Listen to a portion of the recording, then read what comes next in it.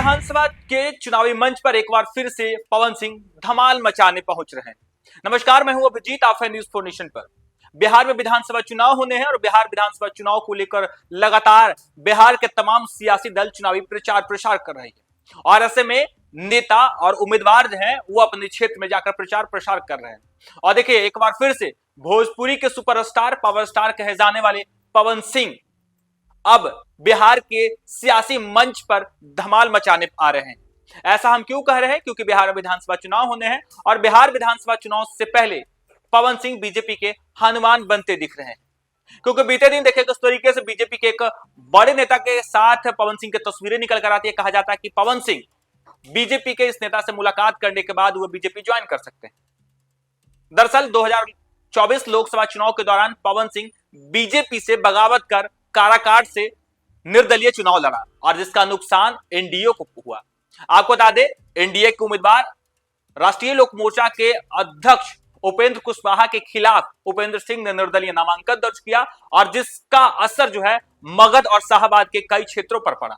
यानी कई लोकसभा सीटों का जो नुकसान एनडीए को हुआ। और अब ऐसे में एनडीए 2025 के विधानसभा चुनाव में एनडीए अपनी मजबूती को लेकर देखिए किस तरीके से लगातार एड़ी चोटी कर रही है। पवन सिंह के खिलाफ जिस तरीके से कई क्षेत्रों में बीजेपी के खिलाफ लोगों ने वोट किया, कहा जा रहा है कि राजपूत वोटरों में टूट हुआ और जिसका खामियाजा काराकाट, औरंगाबाद और आरा में देखने को मिला। और ऐसे में बीजेपी को कई सीटों का नुकसान जो है लोकसभा चुनाव के दौरान हुआ। और 2025 बिहार विधानसभा चुनाव में बीजेपी ऐसी कोई गलती करना नहीं चाहती है जिससे बीजेपी को बड़ा नुकसान हो। और ऐसे में देखिए किस तरीके से भोजपुरी के सुपरस्टार पावर स्टार कहे जाने वाले पवन सिंह को एक बार फिर से बीजेपी अपने पाले में लाना चाहती है। और इसको लेकर बीते दिन देखिए किस तरीके से पवन सिंह की मुलाकात बीजेपी के पूर्व केंद्रीय मंत्री आर.के. सिंह से होती है। और अब कहा जाता है कि देखिए किस तरीके से जब बिहार में विधानसभा चुनाव होने हैं तब पवन सिंह चुनाव लड़ना चाहते हैं, आरा से वे टिकट चाहते हैं और इसको लेकर लगातार पवन सिंह बिहार में घूम रहे हैं, लोगों से आशीर्वाद मांगते दिखते हैं। और अब कहा यह जा रहा है कि आज 30 सितंबर है और 30 सितंबर को पवन सिंह राष्ट्रीय लोक मोर्चा के राष्ट्रीय अध्यक्ष उपेंद्र कुशवाहा से वो मुलाकात कर सकते हैं।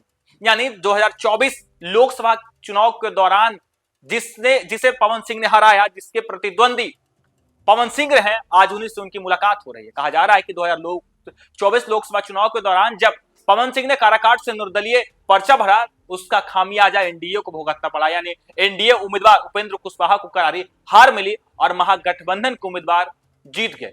ऐसे में पवन सिंह से बीजेपी को काराकाट ही नहीं बल्कि आरा, औरंगाबाद, कई क्षेत्रों में जो है बीजेपी को नुकसान हुआ, एनडीए को नुकसान हुआ। कहा जा रहा था कि जिस तरीके से पवन सिंह ने जब निर्दलीय पर्चा भरा तब बीजेपी से ठाकुर वोट यानी राजपूत वोट बिखर गया और इसका खामियाजा जो है एनडीए को भुगतना पड़ा। और ऐसे में कहा यह भी जा रहा था कि जब एनडीए से राजपूत वोटरों का बिखराव हुआ तब कुशवाहा वोटरों ने भी एनडीए को बड़ा नुकसान दिया। कहा जा रहा था कि जिस तरीके से काराकाट में राजपूत वोटरों ने एनडीए को वोट नहीं दिया तो औरंगाबाद में कुशवाहा वोटरों ने भी एनडीए को वोट नहीं दिया। और ऐसे में कुशवाहा और राजपूत वोटरों को जिस तरीके से बिखराव हुआ और ऐसे में एनडीए को 2024 के लोकसभा चुनाव में बड़ा नुकसान हुआ। और इस बार जब बिहार में विधानसभा चुनाव होने हैं तब बीजेपी नहीं चाहती है कि इस बार कुशवाहा और राजपूत वोटरों में बिखराव हो और उसका असर 2025 विधानसभा चुनाव में पड़े।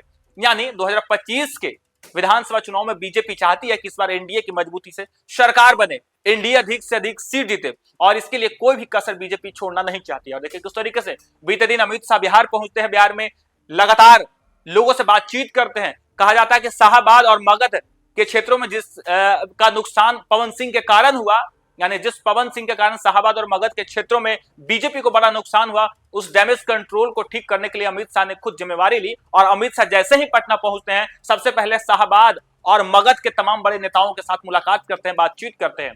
और देखिए पवन सिंह की अब जब वापसी हो रही, कहा यह जा रहा है कि अमित शाह के मगध और शाहबाद के क्षेत्रों में कई नेताओं से मुलाकात करने के बाद कहा गया कि पवन सिंह के कारण शाहबाद और मगध में बीजेपी कमजोर हुई और अब पवन सिंह के बीजेपी में लाने की कवायद शुरू हो गई है। और बीते दिन देखिए किस तरीके से बीजेपी के बड़े नेता से उनकी मुलाकात होती है और आज राष्ट्रीय लोक मोर्चा यानी उपेंद्र कुशवाहा से उनकी मुलाकात हो गया। और कहा जा रहा है कि अब जो कहा जा रहा था कि पवन सिंह के बीजेपी में नहीं रहने के कारण इस बार भी जो नुकसान उपेंद्र कुशवाहा को लोकसभा चुनाव के दौरान हुआ था, तब बीजेपी को कुशवाहा और राजपूत वोटरों में बिखराव हो जाएगा। और उन बिखराव को एक करने के लिए देखिए किस तरीके से बीजेपी ने एक प्लान बनाया और सबसे पहले बीजेपी के एक बड़े नेता से पवन सिंह की मुलाकात होती है और अब उपेंद्र कुशवाहा से सब कुछ ठीक करने को कहा जाता है। और आज पवन सिंह भोजपुरी के सुपरस्टार पावर स्टार कहे जाने वाला आज उपेंद्र कुशवाहा से मुलाकात कर सकते हैं। और ऐसे में कहा जा रहा है कि जो वोट बिखराव था कुशवाहा और राजपूतों का, ऐसे में जब पवन सिंह और उपेंद्र कुशवाहा की जब मुलाकात होगी तब कुशवाहा और राजपूत वोटरों का जो है एक मुश्त वोट बीजेपी को मिलेगा।